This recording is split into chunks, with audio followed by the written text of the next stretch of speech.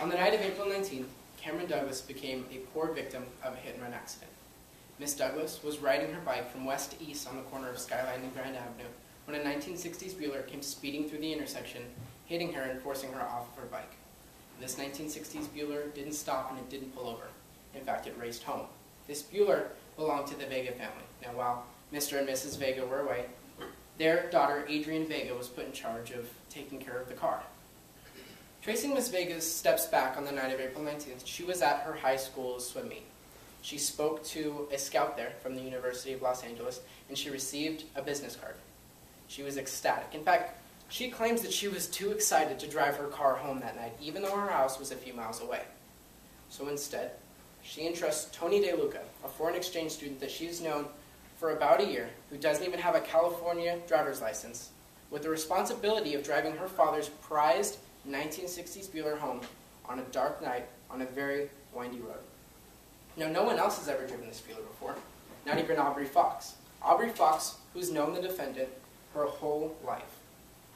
Aubrey Fox testified today about how bad Tony's driving was, and yet Adrienne claims that she still let Ms. DeLuca drive home.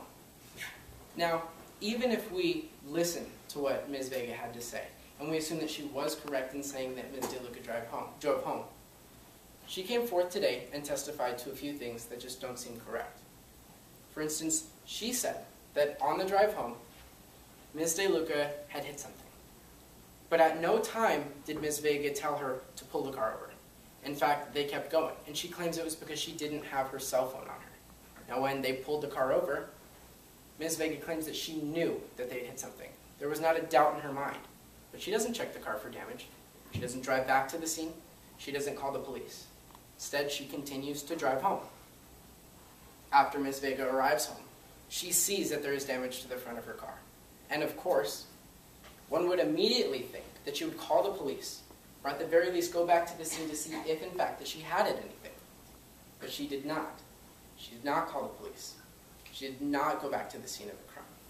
She says that she went to go take a walk and clear her head.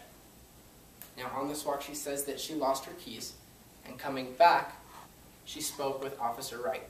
Now, Officer Kelly Wright was there and told Ms. Vega that there was, in fact, a bicyclist who had been hit earlier that night, and that they thought that she was a suspect in the case. Ms. Vega's response immediately was, and I quote, "I am so sorry. It was a bicyclist. I could never forgive myself."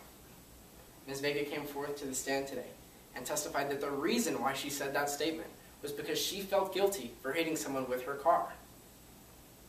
Now, if this is not enough evidence, Your Honor, there was also multiple witnesses, such as Quinn Liu, who came forth today and testified that the driver of the 1960s Bueller was wearing a white t-shirt and a cardinal and gold baseball cap, the same cardinal and gold baseball cap that Adrienne had received from the scout of the University of Los Angeles. Tony came forth today and testified that she never got to talk to a scout, she never got a business card, and she never got a gold and cardinal cap. She wasn't the one wearing a white t-shirt. It was, in fact, Miss Vega. Ms. Vega, who she claims she pushed all of the responsibility on Ms. DeLuca to drive home. Now, in California, Vehicle Code 20001A states that when an accident occurs, the driver is then lawfully supposed to either leave their registration and or their information with anybody at the crime to pull over, or to let local law enforcement know that they do believe that they did injure somebody. Ms. Vega didn't do any of this. She didn't want to be responsible for the death of anybody, because she knew that if she did in fact commit this crime, her scholarship would probably be revoked from the University of Los Angeles. So instead, she went home. She pretended that she didn't hear anything when she drove home, even though she knew, and she told the police that she had hit somebody on that drive. So you see, Your Honor, Ms. Vega is not only running from responsibility, but Ms. Cameron Douglas' body as well. And this is why the prosecution respectfully requests that you find Ms. Vega guilty.